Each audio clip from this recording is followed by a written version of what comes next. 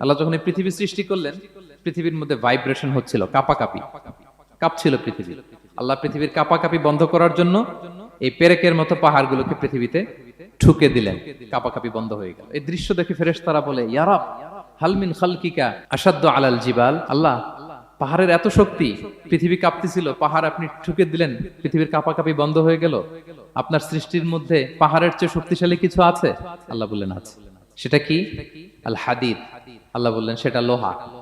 কারণ লোহা দিয়ে পাহাড় কাটা যায়, ঠিক কিনা? লোহার কথা শুনে ফেরেশতারা অবাক। লোহা পাহাড়ের চেয়ে শক্তিশালী?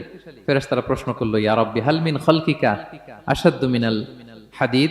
তাহলে আপনার সৃষ্টির মধ্যে লোহার চেয়ে শক্তিশালী কিছু আছে? আল্লাহ বললেন আছে। কি সেটা? আন্নার, আগুন। কারণ আগুন লোহাকে কি করে? গলিয়ে ফেলে। ফেরেশতারা শুধু অবাকই হচ্ছে। ফেরেশতারা বলে, আগুনের চেয়ে শক্তিশালী কিছু আছে? আল্লাহ বলে আছে, আলমা, পানি। কারণ আগুনে দাউ দাউ করে জ্বলে ওঠা আগুনের মধ্যে পানি দিলে আগুন অস্তিত্ব হারায়।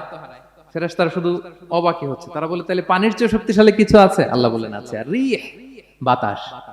কারণ বাতাস পানিকে একদিক থেকে আরেক দিকে নিয়ে যায়। জলের মধ্যে বায়ুর উচ্ছ্বাস লাগলে জলোচ্ছ্বাস তৈরি হয়, ঠিক কিনা?